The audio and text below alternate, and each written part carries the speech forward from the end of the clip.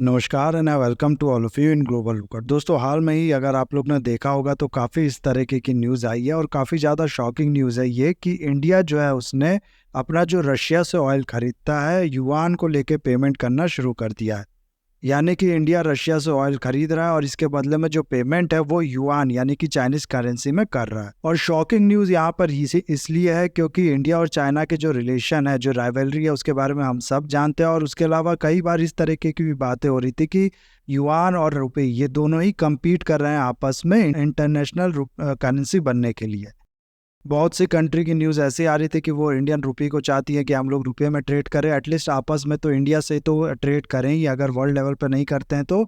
और कई न्यूज़ ऐसी आ रही थी कि कुछ कंट्रीज युआन चाहती हैं, तो इन दोनों में आपस में कंपटीशन था। अब इंडिया ही युआन का इस्तेमाल करने लगेगा तो आप लोग खुद ही समझ सकते हो कि ये जो पूरा कंपटीशन वाली बात है ये कहीं ना कहीं बिल्कुल ख़त्म हो गई है। और ये जो न्यूज़ आई है इसमें अगर आप लोग देखो तो अभी थोड़ा बहुत कन्फ्यूज़न भी है। कहीं कहीं ऐसा लिखा है कि ये जो पेमेंट करना है युआन में, इसके बारे में कंसिडर कर रही हैं इंडियन कंपनीज। और कहीं कहीं ऐसा लिखा है कि ये पेमेंट जो है ये करना शुरू कर भी चुकी हैं। ज़्यादातर ये लिखा है कि ये जो पेमेंट है ये कर भी चुकी है Indian companies. Indian oil corporation का नाम बताया जा रहा है। इसके अलावा दो और प्राइवेट कंपनीज का नाम बताया जा रहा है जो कि जून के महीने में अपने ऑयल परचेज के लिए पेमेंट जो है वो युआन में कर चुकी हैं। कौन सी है ये दो प्राइवेट कंपनीज हम लोग को नहीं पता, कितना पेमेंट हुआ अब तक ये भी हम लोग को नहीं पता। लेकिन ये जो न्यूज़ है ये रॉयटर्स में छपी थी। अब दो प्राइवेट कंपनीज है और इंडियन ऑयल कॉरपोरेशन जो है ये पेमेंट जो है सिर्फ एक बार नहीं, मल्टीपल शिपमेंट के लिए जून के महीने में इससे पहले भी कर चुकी है चाइनीज करेंसी युआन में। अभी मार्च तक में अगर आप लोग को बताओ तो इंडिया की गवर्नमेंट जो है उसने धमकी दे रखी थी इंडिया की जो प्राइवेट कंपनीज है उनको कि बिल्कुल भी आप युआन इस्तेमाल मत करना पेमेंट के लिए। लेकिन अभी अचानक से इस तरीके की न्यूज़ आना, ये आप लोग खुद ही अंदाज़ा लगा पा रहे होगे कि कितना ज़्यादा शॉकिंग है। खैर, कई एक्सपर्ट जो थे जो कि इस चीज़ को, जो इकोनॉमी को, जियो पॉलिटिक्स को अच्छे तरीके से समझते थे, वो इस पे थोड़ा बहुत डाउट भी लगातार बता रहे थे कि रुपए का जो इस्तेमाल है वो लार्ज स्केल पे कभी नहीं हो पाएगा उतना ज़्यादा। ठीक है, आरबीआई ने अलाउ कर दिया, इंडिया की जो गवर्नमेंट है वो काम कर रही है, रशिया के साथ हम लोग डायरेक्ट बातचीत कर रहे हैं कि हम लोग रुपये में पेमेंट करेंगे। लेकिन उसके बाद भी इसको लेके बहुत ज़्यादा जो डाउट है वो बताया जा रहा था। कहा जाता था कि ठीक है, बायलैटरली इंडिया के साथ ट्रेड करने के लिए रुपए का इस्तेमाल कंट्री कर सकती है, लेकिन बहुत लार्ज स्केल पे इसका इस्तेमाल या फिर किसी थर्ड कंट्री के साथ रुपए का इस्तेमाल देखने को बहुत ज़्यादा कम ही मिलेगा। और इसके भी कुछ रीजंस है जिसके बारे में आगे हम लोग को देखेंगे।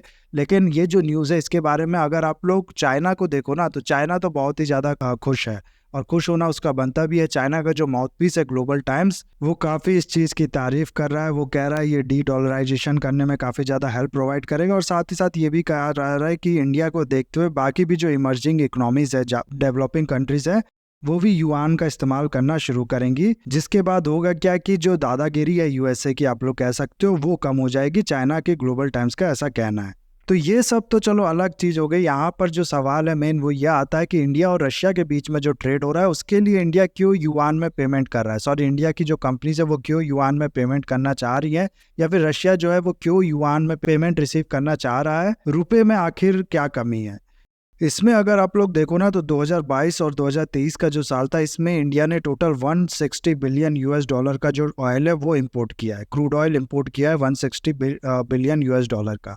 एग्जैक्टली ये 158 बिलियन का है, लेकिन इसको राउंड ऑफ कर लो तो 160 बिलियन का जो क्रूड ऑयल है वो इंडिया ने इंपोर्ट किया है, सिर्फ रशिया से ही नहीं बल्कि सारी कंट्रीज से मिला के। और रशिया यूक्रेन वॉर से पहले अगर आप लोग देखो तो इंडिया सबसे ज़्यादा जो ऑयल इंपोर्ट था वो करता था इराक से, उसके बाद होती थी सऊदी अरेबिया, इस तरह की कंट्री। रशिया का तो कहीं नामो निशान ही नहीं था इसमें, जिसका रीज़न था कि रशिया से जो ट्रांसपोर्टेशन कॉस्ट था वो ज़्यादा पड़ता था इंडिया को। लेकिन इस वॉर के बाद हम सब जानते हैं कि रशिया ने रिप्लेस कर दिया इराक हो गया, सऊदी अरेबिया हो गया, इन जैसी कंट्री को। नंबर 1 सप्लायर बन गया है क्रूड ऑयल का इंडिया को। इस समय रशिया अकेले जितना सप्लाई कर रहा है ना, वो आप लोग इराक और सऊदी अरेबिया का मिला भी दो तब भी उतना मिलके ये लोग सप्लाई नहीं कर रहे हैं। 42% इंडिया की जो नीड है वो रशिया से पूरी हो रही है और आने वाले टाइम में ये ऐसा भी बताया जा रहा है कि बढ़ के 50% के ऊपर चली जाएगी।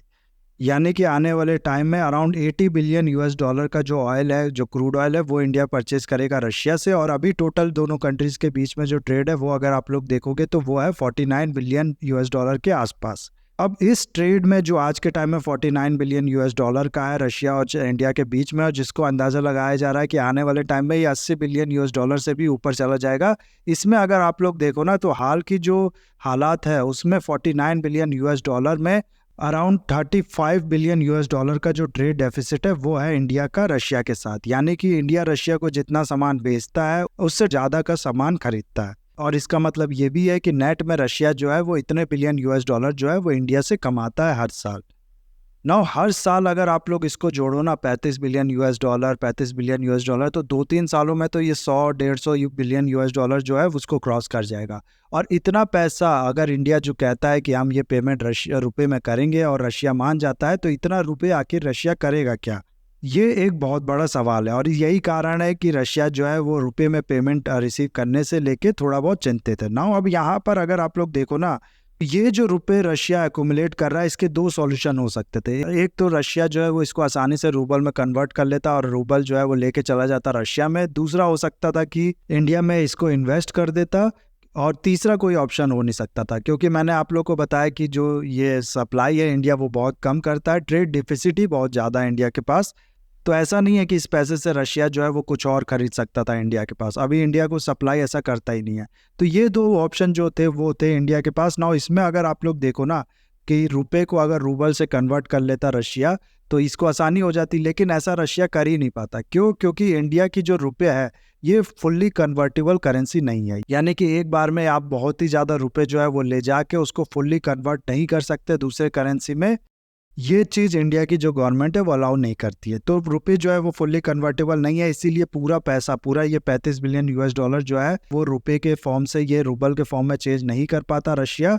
तो ये ऑप्शन भी खत्म हो गया। दूसरा अगर आप लोग देखो ना, तो ये जो इन्वेस्टमेंट वाली बात है, ये ऐसा टाइम है रशिया के लिए जब रशिया का वॉर चल रहा है यूक्रेन के साथ। उसकी जो इकोनॉमी है वो बहुत ज़्यादा, आप लोग कह सकते हो, इससे इफेक्टेड हुई है। वहाँ पर थोड़ी बहुत प्रॉब्लम्स भी चल रही है। तो ऐसे टाइम में कोई कंट्री क्यों किसी कंट्री में इन्वेस्ट करेगी? उसके बदले में तो वो चाहेगी कि इस पैसे से जो हम लोग कमा रहे हैं पहले अपनी ज़रूरतें पूरी करें।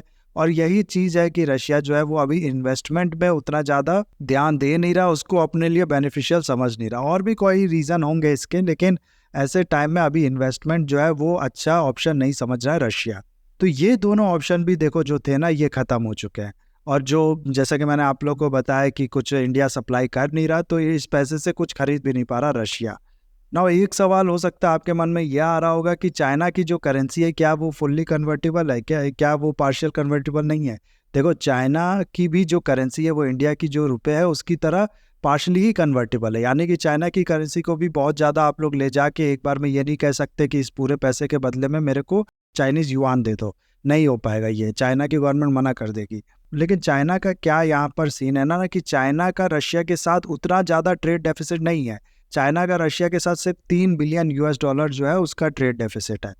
तो ये 3 बिलियन यूएस डॉलर जो है ये आसानी से रशिया जो है वो खरीद सकता है, युआन को एक्सचेंज कर सकता है अपनी करेंसी में। या फिर ऐसे भी अगर आप लोग देखो ना, तो चाइना जो कंट्री है वो इस समय बहुत सी कंट्री के साथ एक मेजर ट्रेडिंग पार्टनर है। 120 कंट्री दुनिया में आप लोग को ऐसी मिल जाएंगी जिसके साथ जो चाइना है वो नंबर 1, नंबर 2 या फिर नंबर 3 भी ले लो का ट्रेडिंग पार्टनर है, टॉप नंबर 3 का ट्रेडिंग पार्टनर है। मैक्सिमम इसमें नंबर 1 के साथ ही मिलेगा। तो ऐसे में जो रशिया है वो अगर नहीं भी कन्वर्ट करता है अपना जो बचा उसका वो एक्स्ट्रा सरप्लस पैसा है युआन से रूबल में, तो वो क्या कर सकता है कि बाकी कंट्री से जो ट्रेड करता है उसकी पेमेंट वो युआन में कर सकता है। चाइना के इस बैंक से वो उनको पेमेंट कर देगा जहां पर उसका पैसा होगा। तो इस तरीके से बहुत से ऑप्शन है रशिया के पास। चाइना बहुत सी चीज़ों में प्रोड्यूसर भी है, तो रशिया चाहे तो चाइना से ही कुछ और भी खरीद सकता है, जबकि इंडिया के साथ ऐसा कुछ भी नहीं है। इंडिया बहुत बड़ी ट्रेडिंग नेशन भी नहीं है। ऐसा नहीं है कि बहुत सी कंट्री के साथ इसका जो ट्रेड है वो बहुत ज़्यादा होता है। उन कंट्रीज़ को ज़रूरत है रुपए की ताकि वो पेमेंट कर सके इंडिया के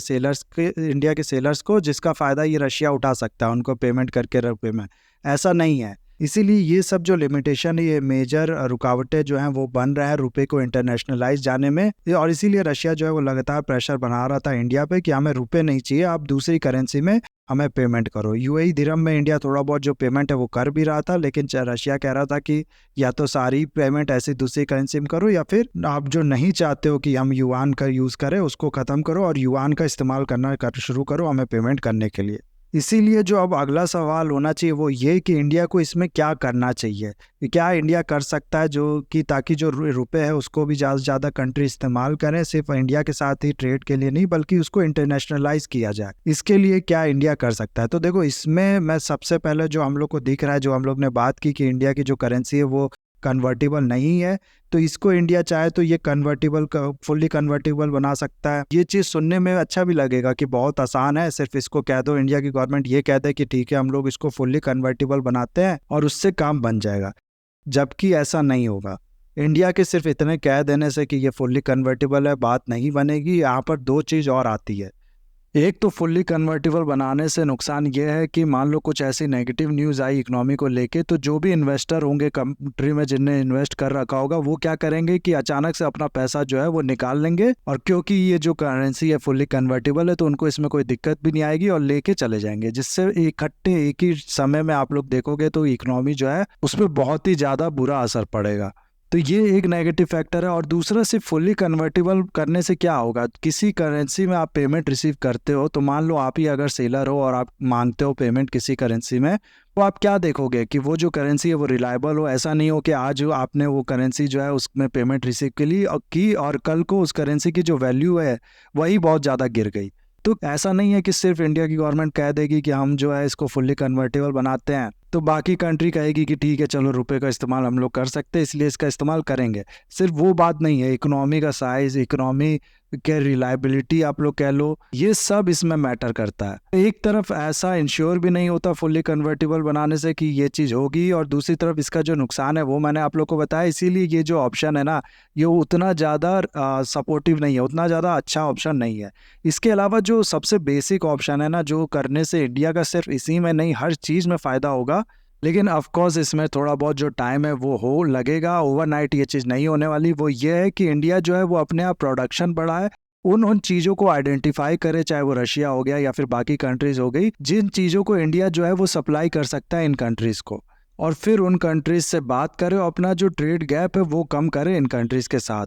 इस लाइन में हाल में मैं कहूँगा कि इंडिया जो है उसने थोड़ा बहुत काम करना शुरू किया भी है। मिनिस्ट्री ऑफ कॉमर्स जो है उसने इसमें एक्शन लिया है। अभी हाल में ही एक ट्रेड डेलीगेशन जो है वो गया था रशिया में, एग्रीकल्चर प्रोडक्ट जो है उसको सेल के लिए बात करने के लिए।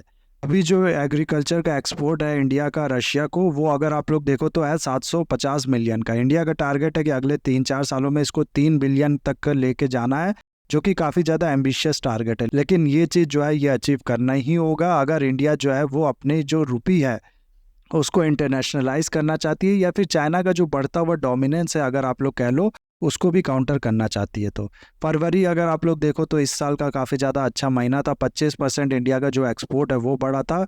इंजीनियरिंग गुड्स जो है वो ज़्यादातर इंडिया ने एक्सपोर्ट किया था, तो ये भी जो एक सेक्टर है इंजीनियरिंग गुड्स का, ये भी एक पॉजिटिव रिजल्ट इंडिया को देख सकता है। के अलावा केमिकल्स हो गए और मेडिसिन वगैरह हो गई, इन सब चीज़ों में और इंडिया एक्सपोर्ट जो है वो कर सकता है रशिया को। इसके अलावा और भी प्रोडक्ट जो है और भी सेक्टर जो है वो इंडिया को खंगालने पड़ेंगे अपने एक्सपोर्ट्स बढ़ाने के लिए रशिया को। ना एक लास्ट सवाल यहाँ पर ये आना चाहिए कि क्या ये जो युआन की एक्सेप्टेबिलिटी है इंटरनेशनल लेवल पे, इससे इंडिया को खतरा होगा? क्या इसका नुकसान जो है वो इंडिया को भी देखने को मिलेगा? एक तरीके से आप लोग कह लो कि इसका जो जो असर है वो फ्यूचर में इंडिया को प्रॉब्लम क्रिएट कर सकता है। ये एक मेजर सवाल है जो यहाँ पर होना चाहिए, और जिसका जो जवाब है वो मैं कहूँगा हाँ बिल्कुल ऐसा हो सकता है। देखो आज के टाइम में क्या है ना कि ज़्यादातर जो ट्रेड है वो हम सब जानते होता है यूएस डॉलर में, और इस यूएस डॉलर के इस्तेमाल के चलते होता है क्या है कि यूएसए के पास एक बहुत ही ज़्यादा पावर है। वो किसी भी कंट्री पे सैंक्शन लगा देता है, किसी भी कंट्री पे आप लोग कह लो प्रेशर बना लेता है। ये सारी पावर अगर युआन का इस्तेमाल होने लगा तो शिफ्ट हो जाएगी कहाँ पर? चाइना पे, जो कि एक राइवल है इस टाइम पे इंडिया का। और इस पावर का फिर इस्तेमाल आप लोग कह सकते हो कि चाइना जो है वो जैसे चाहे वैसे कर सकता है। दूसरा होता क्या है ना कि जब भी किसी करेंसी का ऐसे इस्तेमाल होता है लार्ज स्केल पे ट्रेड करने के लिए, तो वो जो करेंसी किसी कंट्री के पास सरप्लस पड़ा रहता है सामान बेचने के बाद किसी कंट्री को, तो वो करेंसी वो कंट्री करती क्या है कि उसी कंट्री की गवर्नमेंट में जिसकी ये करेंसी है, जैसे कि आज के टाइम में यूएस डॉलर इस्तेमाल होता है, तो यूएसए की गवर्नमेंट का ही जो बॉन्ड है ना उसमें ही इन्वेस्ट कर दिया जाता है। और यही कारण है आज के टाइम में दुनिया भर की जो भी कंट्री है वो सारी कंट्री यूएसए के गवर्नमेंट का जो बॉन्ड है उसमें इन्वेस्ट करती है, क्योंकि उनके पास थोड़ा बहुत जो सरप्लस पड़ा है वो ये इस्तेमाल कहीं और कर नहीं पाती, इसीलिए इसको यूएसए की गवर्नमेंट के बॉन्ड में इन्वेस्ट कर दिया जाता है। और यही फायदा फिर चाइना को मिलेगा, चाइना के यहाँ भी इन्वेस्टमेंट बढ़ेगा, चाइना की इकोनॉमी भी बहुत ज़्यादा तेजी से ग्रो करेगी, जो फायदा इंडिया को मिल सकता था अगर इंडिया का जो रुपया है वो लोग इस्तेमाल करते तो।